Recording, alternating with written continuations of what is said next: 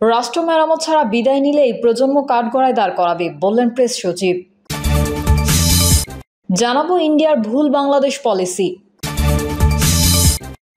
এবং সর্বশেষ জানাবো ফ্যাসিস্ট সরকারের ভূত এখনো মাথা থেকে যায়নি, বললেন আদিলুর রহমান খান। এতক্ষণ শুনছিলেন সংবাদ শিরোনাম, এবারে বিস্তারিত। তবে তার আগে অনুরোধ থাকবে আমাদের চ্যানেলটি সাবস্ক্রাইব করে বেল আইকনটি ক্লিক করুন। রাষ্ট্র মেরামত ছাড়া বিদায় নিলেই প্রজন্ম কাঠগড়ায় দাঁড় করাবে, বললেন প্রেস সচিব। একেবারে রাষ্ট্র মেরামত ছাড়া বিদায় নিলে এই প্রজন্ম অন্তর্বর্তী সরকারকে কাঠগড়ায় দাঁড় করাবে বলে মন্তব্য করেছেন প্রধান উপদেষ্টার প্রেস সচিব শফিকুল আলম। শফিকুল আলম বলেন, গত 15 বছরের আন্দোলন আমাদের এই জায়গায় নিয়ে এসেছে। বর্তমান অস্থিরতার মধ্যে দাঁড়িয়ে আমরা সংস্কারের কথা বলছি। কেমন বাংলাদেশ চাই তা নিয়ে এখন যে তর্ক চলছে, আমরা সেটাই চেয়েছিলাম। আগামী 31শে ডিসেম্বর সংস্কার কমিশনগুলো প্রতিবেদন জমা দিবে উল্লেখ করে তিনি বলেন, প্রতিবেদন নিয়ে আলোচনা হবে। রাষ্ট্র মেরামত না করে যদি অন্তর্বর্তী সরকার চলে যায়, তাহলে এই জেনারেশন আমাদের কাঠগড়ায় দাঁড় করাবে। আন্দোলন পরবর্তী জনগণের মাঝে যে আকাঙ্ক্ষা জেগেছে, তার বাইরে গিয়ে আগামীতে কেউ রাজনীতি করতে পারবে না বলে মন্তব্য করেছেন বিএনপি স্থায়ী কমিটির সদস্য আমির খসরু মাহমুদ চৌধুরী।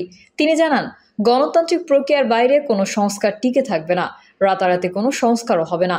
সংস্কারের উদ্দেশ্য হতে হবে প্রত্যেকটা মানুষের রাজনৈতিক অধিকার নিশ্চিত করতে পারছে কিনা।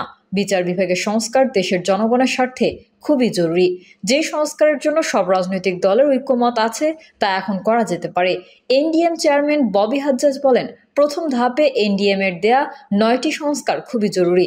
এনডিএম এর কোনো অঙ্গ প্রত্যঙ্গ কখনো ফ্যাসিজম হবে না। মানুষের ভোটাধিকার দেশের জমিনে ফিরিয়ে আনা সবচেয়ে বেশি জরুরি। গণ অধিকার পরিষদের সাধারণ সম্পাদক রাশেদ খান বলেন, সংগ্রাম এখনও শেষ হয়নি। রাষ্ট্র সংস্কার হবার পরও সংগ্রাম চালিয়ে যেতে হবে যেন ফ্যাসিস্ট ফিরে আসতে না পারে। রাজনীতি নষ্ট করেছে জাতীয় পার্টি, নেতাদের বিক্রি করেছে। আওয়ামী লীগ ও জাতীয় পার্টিকে কোনোভাবেই সুযোগ দেওয়া যাবে না।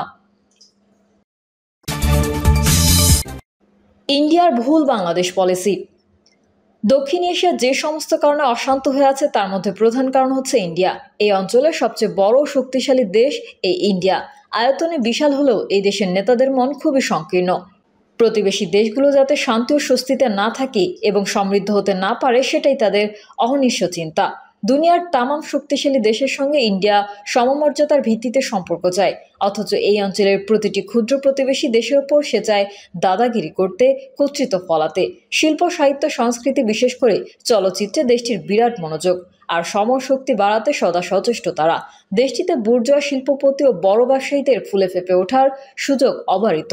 তবে অর্থনীতির সুষ্ঠু বিকাশ ও সুষম উন্নতি নেই। অঞ্চলে অঞ্চলে এবং মানুষে মানুষে বৈষম্য প্রবল। বর্ণাশ্রম প্রথার দেশটি বিভক্ত। ব্রাহ্মণ, ক্ষত্রিয়, বৈশ্য ও শ্রুত, এই 4 বর্ণে বিভক্ত হিন্দু সমাজ। শ্রুতদের গালভরা হরিজন নাম দেওয়া হলেও তারা প্রকট বঞ্চনার শিকার। তাদের মানবাধিকার অস্বীকৃত। সনাতন ধর্মাবলম্বী বা হিন্দু ইন্ডিয়ায় সংখ্যাগরিষ্ঠ। এই হিন্দুদের শতকরা 80% শূদ্র।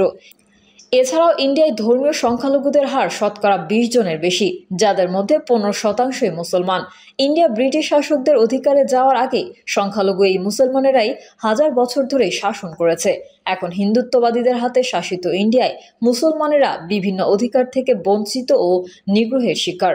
দেশের ভেতরে সীমাহীন বৈষম্য ও বঞ্চনা জিয়ে রেখে ইন্ডিয়ার শাসকেরা গোড়া থেকেই প্রতিবেশী অপেক্ষাকৃত দুর্বল দেশগুলোর প্রতি অবলম্বন করে আসছে আধিপত্য ও সম্প্রসারণবাদী নীতি। 1974 সালে ব্রিটিশ রাজশক্তির কবল থেকে স্বাধীনতা অর্জনের পর ইন্ডিয়া ছলে বলে কলে কৌশলে দেশীয় রাজ্যগুলো অধিকার করে। 1948 সালের জানুয়ারির মধ্যেই রাজস্থান থেকে শুরু করে মণিপুর পর্যন্ত 216টি দেশীয় রাজ্যকে তাদের সন্নিহিত প্রদেশগুলির সঙ্গে সংযুক্ত করা হয়। 275টি দেশীয় রাজ্য 5টি রাজ্য রূপান্তরিত হয় এবং 61টি দেশীয় রাজ্যকে 7টি কেন্দ্রশাসিত অঞ্চলে পরিণত করা হয়। এরপর জুনাগড়, জম্মু কাশ্মীর এবং হায়দ্রাবাদ দখল করে নেয় ইন্ডিয়া।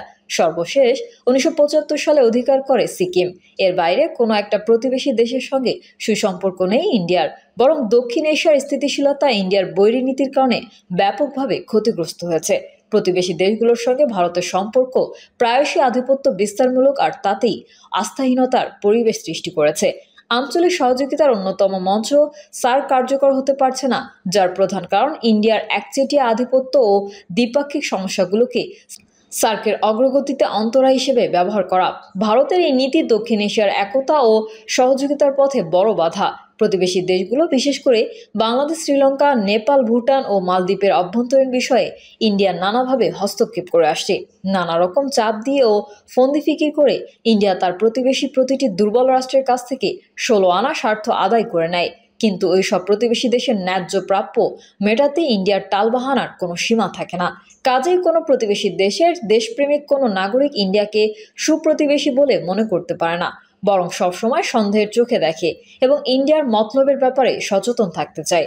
এই বাস্তবতার কারণে ইন্ডিয়া সবসময় প্রতিবেশী দেশগুলোতে তাদের পক্ষে তৎপরতা চালাতে এজেন্ট ও গুপ্তচর নিয়োগ করে থাকে, আর ভেতর ও বাইরে নানা রকম অপতৎপরতা চালিয়ে প্রতিবেশী রাষ্ট্রের শাসন ক্ষমতায় ইন্ডিয়াপন্থী সরকার বসাতে চায়। বাংলাদেশের কথা ধরলে এখানে ইন্ডিয়া তাদের অনুগত সরকারকে ক্ষমতায় বসাতে বা টিকিয়ে রাখতে সবসময় তৎপর থেকেছে। এক্ষেত্রে তারা কোনো চক্ষু লজ্জা কিংবা কূটনৈতিক রীতিনীতি, সৌজন্যবোধ ও নাইসিটিরও তোয়াক্কা করেনি।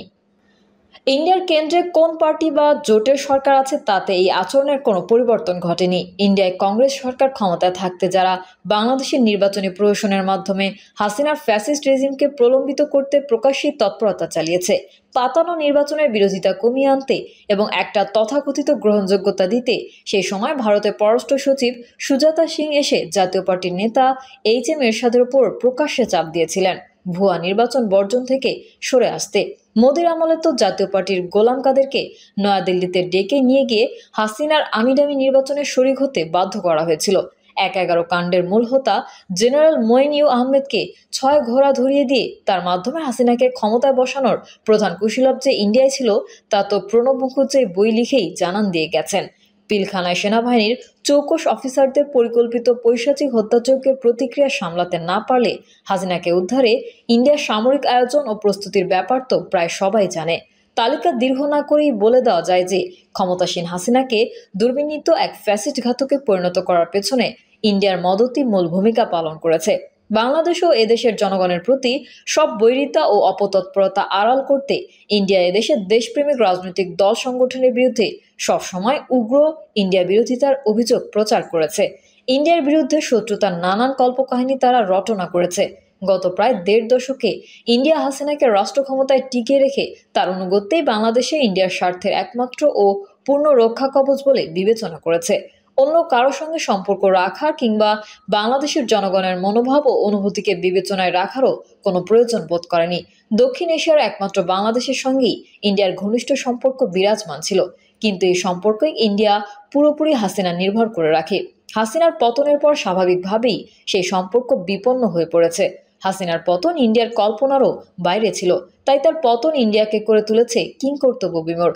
এই অঞ্চলে ইন্ডিয়া তার স্বার্থের বিপন্ন দশা দেখে হতাশ ও অস্থির হয়ে উঠেছে। এই অস্থিরতা ইন্ডিয়াকে আরও বেশি ভুলের ফাঁদে আটকে ফেলেছে। আচানক পতনের মুখে হাসিনা ইন্ডিয়ার কাছে আশ্রয় প্রার্থনা করেন। ওই সময়ে ইন্ডিয়া পুরো পরিস্থিতি ভালো করে পর্যালোচনারও অবকাশ পায়নি। হাসিনাকে আশ্রয় দিয়ে তারা ধরে নিয়েছিল এই আশ্রয় খুব সাময়িক ও সংক্ষিপ্ত হবে। হাসিনা অচিরেই ইউরোপ, আমেরিকা কিংবা মধ্যপ্রাচ্যের তৃতীয় কোনো দেশে চলে যাবেন, কিন্তু তা হয়নি। দুনিয়ার কোনো দেশই যে হাসিনাকে ঠাঁই দিতে অস্বীকার করবে তা ইন্ডিয়ার ধারণাও ছিল না। ফলে অনিচ্ছা সত্ত্বেও হাসিনাকে গলগ্রহ হিসেবে অনির্দিষ্টকালের জন্য রেখে দিতে বাধ্য হয়েছে ইন্ডিয়া। হাসিনার মতো একটি ক্যারেক্টারকে আশ্রয় দিলেও তাকে নিষ্ক্রিয় রাখা যায়নি। বাংলাদেশকে অস্থিতিশীল করে তুলতে ওখানে বসেই হাসিনা তার কুটচাল ও নানামুখী অপতৎপরতা অব্যাহত রেখেছে। তার দলবল ও সুবিধাভোগীদের সক্রিয় করতে সচেষ্ট হয়েছেন। প্রতিবেশী দেশের বিরুদ্ধে এই অপতৎপরতায় ইন্ডিয়া তার ভূখণ্ডকে ব্যবহারের সুযোগ হাসিনাকে দিচ্ছে। কেবল হাসিনাই নয়, তার রেজিমের হত্যাযোগ্য ও লুণ্ঠনের হোতাদের আরও অনেকের জন্য ইন্ডিয়া হয়ে উঠেছে এক অভয় আশ্রম। এটা বাংলাদেশের প্রতি চরম অবৈরী আচরণ। শুধু তাই নয়, ইন্ডিয়ার উস্কানি ও মদতে বাংলাদেশে একটি সাম্প্রদায়িক হাঙ্গামা সৃষ্টির প্রচেষ্টাও দৃষ্টিগ্রাহ্য হচ্ছে। তারা এমন একটা পরিস্থিতি তৈরি করতে চাচ্ছে যাতে ইউরোপ, আমেরিকা দিয়ে সংখ্যালঘু ও মানবাধিকার ইস্যুতে বাংলাদেশের উপর একটা বড় রকমের চাপ প্রয়োগ করানো যায়।